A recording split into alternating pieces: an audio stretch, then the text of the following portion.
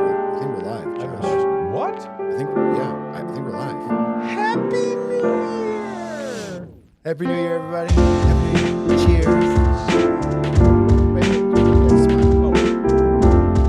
Thank you.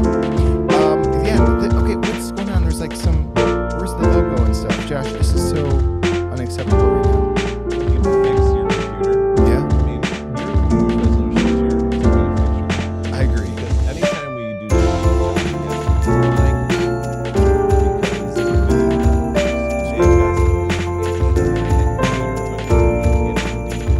It's true, and music's still playing. Hang on.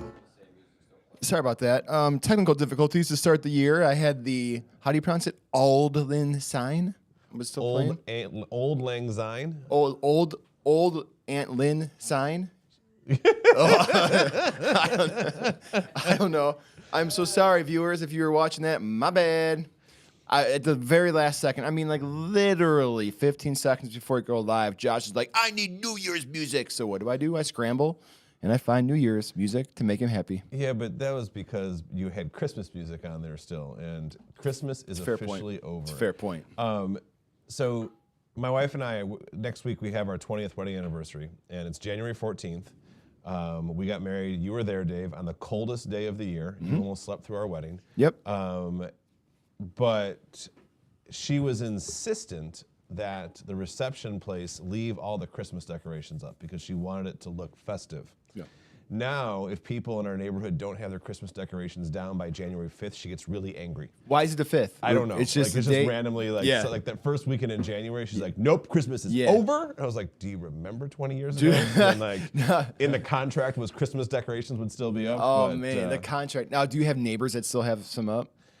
To be honest, it's been so cold and icy, I haven't even gotten all of ours down yet. But are they on, though? Yeah, because they look cool. Yeah, I know, man. They look cool. Our little cul-de-sac, there's 10 houses. I think 4 of the 10 still have theirs. I took mine down the day after Christmas because it was nice. And I'm like, I know me. And I was just, as it gets colder, I'm like, nope.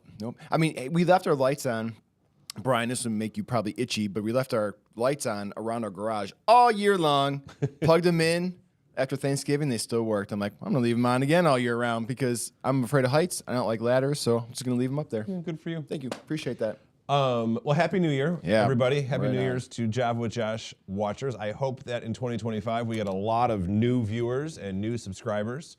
So Dave usually saves this to the end, but we encourage you to hit the like and subscribe button like all other great YouTubers do so that maybe we can double or triple our viewership here in 2025. Yes, we are great YouTubers. Thank you for saying that. So Dave, I had a really fun, and you're needing pens and stuff like that. I had a really fun Christmas break. Sure. The kids took, like they're off for school from 2 weeks, and actually this is one of the most fun ones I think I've had in a long time. I took a good amount of time off. We did all sorts of things. I sent you a picture. For Christmas, we got the kids Bulls tickets to their first ever Chicago Bulls game. And you and I grew up in the 90s. We've talked about this. We were the Michael Jordan era Bulls, the Dennis Rodman era Bulls. And I remember my dad taking me to Bulls games all the time as a kid. And I loved playing basketball as a kid. But I remember he got preseason tickets to floor seats. So we were 3 rows back off the floor. And you could see the color of Dennis Rodman's fingernails. Like, it was one of those cool experiences. And I was like, I really want to get my kids into like the Bulls. And they're not a great basketball team by any means. But we had so much fun, and I can't see what you have up there, but I'm guessing it's the picture I sent you with the Jordan statue. It was. It was up there for a while. I took it down. The kids had a freaking blast, and they're already asking to go back. And I was worried they'd make it till halftime because your son's an athlete. He loves basketball. My kids play music and gymnastics. Yeah. And so watching a full Bulls game, I didn't think they'd do it, but they just had a blast. My daughter Maggie got to go to the bathroom like in the third quarter. Missy thought that she was going to want to like walk around the stadium. She wanted to get right back to the seats to keep watching the game. It was cool. I really enjoyed that. That is really cool. Yeah, we go every year, sometimes twice a year to the family night, right? Yeah, it's like $40, hot dog, drink, chips, and spoiler alert, they don't keep track of who uses that family pack, so Schmitties go up like 3-4 times and just get like 3-4 hot dogs and just go crazy. But we choose the very top row of the stadium because it's the best. You have all this room behind you to spread out and like throw your stuff. Yeah, we love it, man. In fact, Brian was telling me that you're gonna surprise me with season tickets 200 level for being like FSR Employee of the Decade. No. Oh, Yeah, okay. not All a right. chance. All right, I thought so. Are you trying to get me fired? I'm trying. Hey. So no, the Bulls was fun, and then I sent you some New Year's pictures. Yeah. New Year's was a blast. Our friends Tom and Andrea Barry from St. Louis came up. These are some of our best friends from college, and we were like tourists in the city with them. They wanted to be downtown with their girls, so we spent a night in the city with them, and we just had a freaking blast. Yeah, this photo is Maggie's holding a big kitten, something. So we were killing time, and we ended up at the water tower place because my wife found something on Instagram that they have fancy cotton candy. What you're seeing there is a cotton candy creation. Whoa. There's a store that makes like creations of cotton candy. It's the coolest thing in the world. So if you're ever downtown at Water Tower Place, up on like the 8th or 9th floor, there's this cotton candy place, and it's really good cotton candy too. That's awesome. Isn't that cool looking? That's really cool. So the next picture definitely has Brian and I just super jealous because our metabolism can't handle things like this grilled cheese sandwich. Zach, we went out for dinner with the Berries, and looking at the menu, Zach's a picky eater. One thing he will eat is grilled cheese. When it showed up, this was like an 18-inch long grilled cheese sandwich. Oh. And you could see his face was just like, oh my God. Oh my God. Brian, I challenge you to somehow figure out how to bake bread in that shape and that length. That is really impressive. Can you do that for me? That was one, yeah, that's like a whole loaf. That's like a loaf. Yeah. It is like a loaf. That is cool. Yeah, awesome, man. Looks like a good time. So yeah, how was your New Year's? My New Year's was, we stuck to our tradition, which is, I think, maybe 4 or 5 years running now, where we get together with our good friends, Matt and Jackie. Okay. And they're a blended family, so there's 3 kids, and we go do Laser X in Addison, then go back to their house and just gorge on snacks, drinks, and act like we're kids again. That sounds like your perfect New Year's Eve. I mean, it laser really tag is. And like chips and dips. Oh yeah, 100%. So that's not the right photo. That is a photo of Zach's grilled cheese again. Here is the real photo. So yeah, obviously it's really hard to see the photo of us. It's pretty dark, but yeah, that's all us. And then on the right is just the 6 kids having a blast. Of course, Landon all decked out in his baseball stuff. Now, Josh, we played 2 games of laser tag. There was 24 people in the arena in each one. I would like you to guess who took first place each time by a significant amount and was sweating like a hoss afterwards. I'm guessing it wasn't Carla. It was not Carla. No, It yours was truly. Rob. I still got it. I came out of the arena. I purposely came out like after everybody else because I knew I had dominated. And Landon's like, Dada, you came in first. I'm like, I did. I had no idea. Yeah, I won by like 5,000 points. It just wasn't even close. So yeah, that's my. Oh God. Hey, it's the competitive nature in me. So Yeah, Dave. Job with Josh. Java with Josh. Some people love when we talk about what's going on in our lives at the beginning. Yep. Some people hate it. Yep. Specifically, I was with my wife's Uncle Larry a few days ago, and he said to me, I love Java with Josh. Your buddy Dave is so funny, and I love when you talk about what's going on with the kids. So, Uncle Larry, I hope you watched this and got to see it. So. Uncle There Bear. You're my boy, Blue. Let's talk a little about compliance, Josh, because we are running along here on our shenanigans. We are a long-winded one. That was all for Uncle Larry. What you're about to see here is my opinions, and for informational purposes only. This is not to be taken as advice to make major decisions in your financial situation, but I hope it does inform you with some things that are going on. So if you would like specific advice, of course, we would be happy to help you. Just reach out to our office, and we'd be happy to look at your situation and give specific advice. Awesome. And we've been kind of bantering here back and forth, but I know there are a few new viewers today because they emailed in asking for the link, so that's really cool. For those of you just joining us, Java with Josh. What the heck is Java with Josh? It is a monthly live YouTube show where Josh and our team of advisors will come up with a lively financial topic that is super relevant for retirees and those soon to retire, and we'll talk about it. And the world needs more Josh Bretl in their life, so I said, let's just do this monthly YouTube show. And so here he is. We also have all of the replays on our YouTube channel. there's like up to like 50 million subscribers or something. Whoa. Yeah, we're like Mr. Beast. We're like here we Mr. come. Beast. Yeah, he's actually asked to be on our podcast. I said no. So there's that. But again, if you guys could just click that like button. I know it sounds really tacky to ask that, but it does help other people find our show, other people Uncle that Larry, are searching. click the like button. Larry Bear, click it, buddy. And then speaking of our show, let's see. For some reason, this is not working right now, Josh. But our upcoming shows, February, March, April, are all planned out. You can see that there. If you do go to javawithjosh.com and plug in your email address, you will receive an email a day before we go live, as well as an hour before we go live, and a link to the replay video. So I would encourage you to do that. That's exciting. I have to debug this thing because I'm not having access to that. No, some work, some don't. Cool. Josh, something that you love doing with our buddy Mark is the Own Your Retirement radio show. Yeah. Saturday mornings. In fact, we record those during the week, and they get played on Saturday mornings every week. Mark and I sit down and we record a radio show that you get to hear on WLS AM 890 every Saturday from 7 to 8 a.m. We just recorded our first one for the year, and I have to say it's really, really good. There's a lot of things coming, as you're going to see, we talk about in Java with Josh coming up here. There's a lot of things this year that I think we're going to see some big financial changes that we have to make sure we're aware of and on top of. And I hope you enjoyed the show. It's a little different than what we're going through here on Java with Josh, but it's a good time. Yeah, very cool. All right, I think I got the technical difficulties worked out here. Oh, thank God. Yeah, absolutely. All right, I think I'm going to shut my mouth because it looks like we are about... Oh, wait a minute. I see something here about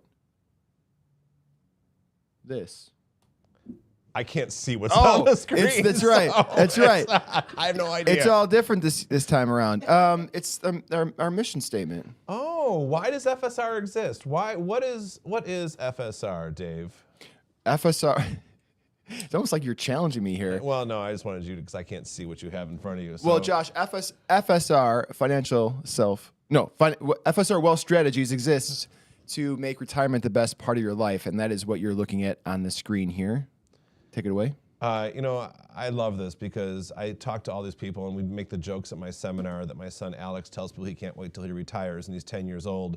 And we all have this. We look forward to retirement, and retirement should be the best part of your life, and the reason FSR exists is to make retirement the best part of your life. So we have all sorts of ways we're doing that. We look forward to all sorts of things we're going to be rolling out for you in the future to help accomplish that mission. So very good. All right. Something I've added on here before I go through the presentation, and this is a big thing that's going to impact a lot of retirees, especially retirees here in the state of Illinois, is there's some big changes coming to Social Security. There was a new law that was just passed that is eliminating the windfall elimination provision and the government pension offset. So what the heck is that? What does that mean? Social Security has some unique rules and laws for people that have public pensions. So in Illinois, that's teachers who have TRS, City of Chicago employees, county employees, a lot of firefighters, and a lot of police officers. So a lot of our public employees have what they call public pensions. And some of them have also paid into Social Security, some of them have never paid into Social Security, but this change is going to impact what you have access to from Social Security in a positive way. And so we want to make sure that we're on top of that and look for a lot of stuff from us in regards to that coming out here in the coming weeks. So cool. I want to have that up there. And Dave, I'm trying something different today. Yeah. I didn't want to stand up and get down and stand up and get down, so there's no big board behind me today. But I'm going to try and keep the same cool technology and use my iPad here. Cool. So, awesome. Did you do legs at the gym? Is that why you're too sore to get up and down? Yeah, well, actually, you've been talking about this, but my physical therapist, I'm working on my Achilles tendons. I've been having issues since I've been running so much. And he has been having me squat a ton, and it is hard to get up and down. I mean, I feel like an old man at 43 years old. So you look amazing. So today's topic, what I wanted to talk about is I wanted to look back at 2024 because it's always fun to look back at a whole year. We talk about New Year's resolutions and things like that. But I also wanted to look out at 2025 and see what we're expecting here. So we always start with this. This is our Own Your Retirement planning process, and there are no parts that can operate without the other. As we talk about, as people retire, it's really important that you look at all 5 of these areas. So the income portion, where is your income going to come from, and how much is it going to be? Boy, my handwriting is worse on here than it is on the board, Dave. Investments and wealth protection. You know, just because you're retired doesn't mean you don't want to earn money anymore, but you do think about it differently. We're going to spend a lot of time talking about that specific one today. Taxes have a major impact on your retirement. The next Own Your Retirement radio show that we talk about has a lot on taxes, and so we're not going to spend a lot of time on that today, but just knew that's out there. Healthcare, long-term care, always important for retirees. And then legacy and estate planning. What do you want to have happen to your money when you can't make that decision yourself? So let's get into this here. This is a slide that I haven't shown in a while. This is our yield curve. And down here at the bottom, this purple line over here that I'm circling, this was the February 28th, 2022 yield curve. And if you'll notice, the short-term rates were lower than the long-term rates, which is normal. So a normal yield curve has lower short-term rates and higher long-term rates. So a yield curve just means what are normal interest rates that are out there. So this is the 3-month interest rate, this is the 30-year, this is the 10-year Treasury that sits out there. Now for the last really 2 to 3 years since then, we've seen what we call an inverted yield curve, meaning the long-term rates are higher, the short-term rates are higher than the long-term rates. And it's been pretty inverted. Now, technically, we are still inverted because the shorter-term rates are at 4.32, 4.15, where the longer-term rates are at 4.86 and 4.78. But they've become a lot more flat. So this is the December 28th yield curve. They've become a lot flatter. And what does that mean? Well, that means we're kind of getting back into some normal economic times there. A lot of it has to do with this next slide here, which is inflation. Inflation had a big impact on that. So I want to look back at last year's inflation numbers. You know, going back to the summer of 2022, inflation peaked at 9.1%. That was rough. No one liked that. That's when the Federal Reserve started throwing interest rates way high. And we've been pretty normal. And if you look, this is last year, starting right here. So these numbers right here are our 2024 inflation numbers. And they've held pretty consistent, right around 3, just above 3, just below 3. The good news is they've been trending downwards. And so what that's meant is that has meant the Federal Reserve has been able to keep interest rates lower, indicate they're going to be lower interest rates in the future. So that has helped our market and the S&P 500 in total. Now, let's talk about the S&P 500. This is our cumulative returns since 1996, and I want to look at last year. There's a lot of good things in this that we want to make sure we pay attention to. You can see the S&P 500 back in 1996, when Dave and I were in high school, was below 1,000. So we're sitting below 1,000. Today we're almost at 6,000. We're 5,882. Now it doesn't go straight up or straight down. We have lots of different ups and downs here. You know. Looking here, this is COVID. This was the crash of COVID. This was our big downturn here. We had a big up, as everybody knows. 2022 was generally a down year, but the last 2 years have been incredible. We've been almost over 30% each year in the S&P 500, and that has been a great rate of return. 2024 was as good as 2023. And if you remember a year ago, we were kind of sitting back here going, we don't know what it's going to hold. It could be good. It could be bad. There's lots of volatility at play. And I'd like to point out to the people that this is one of those things that we don't know exactly what's going to happen. And having the fundamentals out there is what's really, really important. And no matter good or bad, what we expect, we want to make sure that we're practicing those fundamentals here. Now, we went back and we wanted to analyze this a little bit further. And there's something that we started looking at last year. We're calling it the Magnificent Seven. Because the S&P 500 is, in theory, the 500 largest U.S. companies, but the 7 largest have occupied the biggest percentage of growth for this. So these are your tech companies. These are your Googles, your Facebooks, your Tesla, your NVIDIA. These are the companies that you hear in the news all the time. Now, these tech companies, if you want to look at this, and I'm going to zoom in here, The S&P 500 in 23 was at 24%. 24 was 23%. Now, but that Magnificent 7 in 2023 was 76% return, and in 2024 was 48%. That means the rest of the S&P 500 was 8% and 10%. And so what that's saying is the rest of the S&P has really lagged behind those big performers. Now, it's always normal to have a large a bigger percentage at the top of the S&P 500, but it's never been this big. The top 7 people in 2024 accounted for over half of the returns of the S&P 500. It's never been that big. Now, right now, what we're seeing is I actually don't see that changing going forward, but that is something we're constantly watching. It also means there's room for growth in the other companies compared to what we saw there. So we do look at that. So 2024 was a good year in the market overall. Pretty much, unless you had money in bonds where interest rates went up a little bit, had some impact in bonds again, you saw some pretty positive returns. And as a retiree, you saw your portfolios do well. Now is my favorite time, Dave. We get our crystal ball out every year in January. I look for a picture of a crystal ball, and my Facebook feed turns into weird ads for crystal balls. Yep.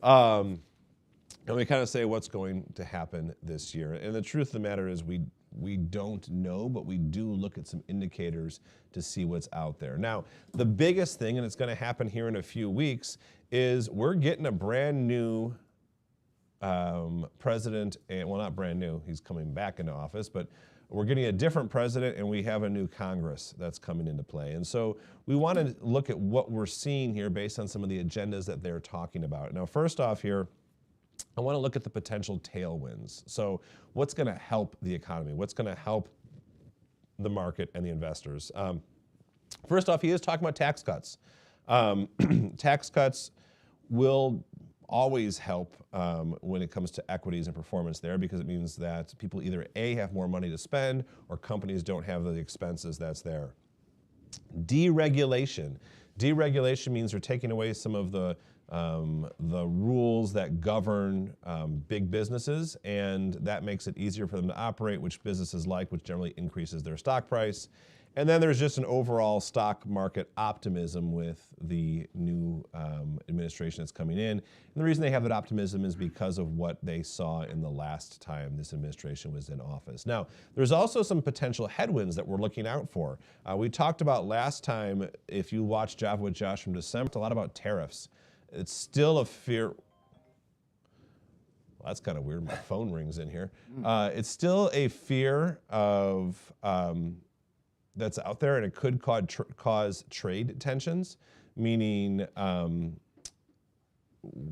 we may not be able to get the supply chain that we need and things like that. That could have a major impact on our economy. Deficit concerns, meaning if they get these tax cuts put in place and if they don't have as much revenue coming in, that could increase our debt drastically. And the third one is the labor market tightening. If these mass deportations go out like he's talking about, there's a lot of industries, especially in the agricultural world, where we may have issues just getting the labor to perform the task that's out there. So we want to make sure we're watching all of those things. Now, the market itself, the number of times I've heard for the last 10 years, I want to take my money out of the market because I think we've had too much of a good thing. And I want to talk about that a little bit here. First off, over here on the left, we've had 2 years in a row of 20% plus gains. And I was looking at the history here, and this doesn't necessarily mean that next year is going to be a bad thing. In fact, if you look at it down here, this is since 1950, we've had 8 different times that we've had 20% gains 2 years in a row. And of that time, 6 of them have been positive afterwards. We've only had 2 negatives there. So 75% of the time, we're actually positive still in that 3rd year. So just because we had 2 great years doesn't mean we're going to have a bad year. And then also, I always find this chart fascinating. I showed this on last year's Java, with one of the Java with Josh's last year. And this is a study that goes back to 1988.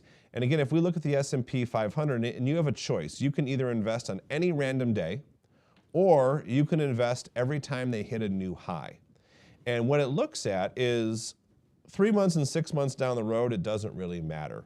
But as we go forward here, 2 years, 3 years, 5 years down the road, investing on a high actually produces a better rate of return than just investing on any random day, which is kind of counter to what you would think. Why would you invest on a high? You'd rather invest on a low. But that's the history that we have out there. Now, we have to be prepared for a drawdown, though. Drawdowns do happen. And so what we look at is, this again goes back to 1950. 91% of the time since 1950 through the end of 2024, we've seen at least a 5% drawdown. 55, over half the time, we've at least seen a 10% drawdown. And over 18% of the time, we've seen a 20% drawdown in a calendar year. So that means we do see drawdowns. We see the market go down. So just because I just told you, hey, just because we had 2 good years is no reason not to be optimistic, doesn't mean that we shouldn't be prepared for drawdowns here. And if I look at this is the S&P 500. Again, we're taking it back to 1993.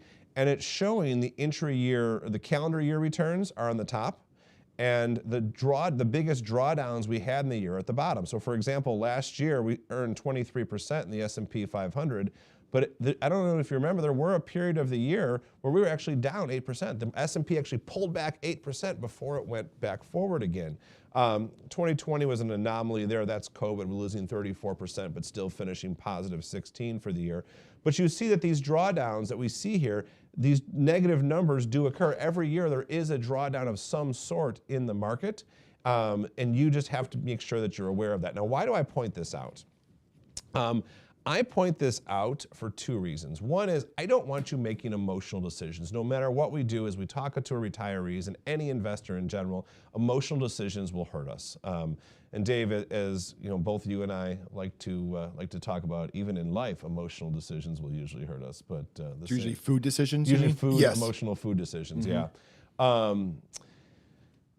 But emotional decisions definitely hurt us as a retiree, or as an investor. But as a retiree, the other reason we want to look about this is just because we think something might be positive, we have to understand that as a retiree, you are taking money out, and you have a different risk than most people have. And I haven't talked too much about this, but sequence of returns risk is a very real thing. And I want to point this out here. These are 2 investors. They're totally hypothetical, but they're pretty much identical for in all situations here. So investor 1 is over here on the left. Investor 2 is over here on the right. They both started with $500,000. They both averaged 7.4%. They're both taking out 4% a year with a 3% increase. Now, the only difference is we've reversed when earnings happen. So if you look here, investor 1 starts with a negative and then goes with slow growth and has some down years. We've flipped the years out. Those same years are happening, they're just happening at the end for investor 2. Now on investor 1, what happens is the withdrawals stay identical that are out there, but what happens here is the end of year 23, investor 1 is actually out of money, where investor 2 has actually doubled his money and taken the same amount of withdrawals out, so he can continue there. Now, why is this important? Because what happens is retirees forget about the fact that as you're taking money out, you have to plan for those ups and downs in the market. And that's what we look at heavily at FSR Wealth Strategies as we're planning for where people are getting money from. That's when we talk about the planning process being so important. Even in good years like we're talking about, we just had, we had drawdowns and we had pullbacks. And we want to make sure that your assets are structured in such a way that they don't hurt you. And at the same time, we want to make sure that you're taking advantage of any growth that we may have long-term in the market. So as we look forward to next year, it's my way of saying that we have to watch a lot of what's happening in the presidency. 2024 was a good year in equities. 2 good years doesn't mean we have a bad year coming, because you need to be able to handle those downturns. But for 2025, I would predict that we look out for a lot of legislative changes. There's a lot of things coming out in regards to tariffs, possibly tax changes. You have to watch out for inflationary things, what's going to happen with immigration. You want to make sure we're understanding all of those things and how they impact your personal situation. So there's a lot coming. I look forward to sitting down with you every month on Java with Josh and going through all that stuff. But we have a lot to look forward to here. Thanks, Josh. Whew. Yeah, deep breath. I don't think you breathed much during that little rant you went on. Well, we talked so much about like what we did over Christmas break that I felt like I had to go faster. I get it. Yeah, we did bleed over a little bit extra here today. Yeah. Nobody makes me bleed my own blood. Brian, in the movie. Dodgeball. All right, so let's see. Let me see live questions. Don't see any coming in. Let me just double check to see if any. No email questions either. Cool. So we will skip on to the next part. I'm going to ask you lovely folks watching right now if you could just click on that little thumbs up button. We only have 2 right now. That makes me sad. But it does help people find our show when people go into YouTube and search for things like Josh's 2025 crystal ball. No, I'm just kidding. Nobody's typed that into YouTube. But they're going to search for things like 2025 market predictions, and YouTube will be like, wait a minute, Josh just recorded a really great episode. Let me deliver that result to this person on YouTube. And it makes us happy. So thanks for doing that. Can I summarize today's show, Josh? Are you up for it? I love when you summarize, Dave. All right. We're like a broken record. Like a broken... Actually... No, that's true. That's using it correctly. You're a broken record player. We have it displayed out in the hallway. It's actually really cool. 2024 is a great year. 2025 could be a great year. It may not be a great year. We don't know. You got to be ready either way. Man, you're like this close to being an advisor yourself. I swear. Compliance? Slightly scared. Yeah. Slightly scared. Cool. Okay. So what else is going on, Josh? Dave, yeah, I'm super excited for this year. I think there's going to be lots of fun things that we get to help our retirees make it the best part of their life. And I look forward to Java with Josh's this year. So yeah, we're going to keep our streak going. We're not going to miss a single month. We may have to pivot on some days and times. We already pivoted month 1. We were supposed to be yesterday, but hey, we're here on Thursday. That's right. We have a record amount of live viewers, a couple 100,000. Gosh, that's great. So that's cool. But yeah, other than that, good job. Thanks for everybody for tuning in. We'll send a replay email link out to you so you can watch us again and again and again and again. And until next time, cheers. Cheers. I hope Christmas music isn't playing right now. That'd be embarrassing. Bye.